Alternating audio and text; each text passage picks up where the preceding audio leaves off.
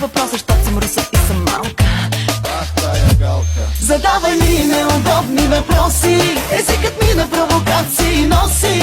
Но почна ли да отговарям подробно, повярвай ми, ще ти стане неудобно. Задавай ми неудобни въпроси, езикът ми на провокации носи. Но почна ли да отговарям подробно, повярвай ми, ще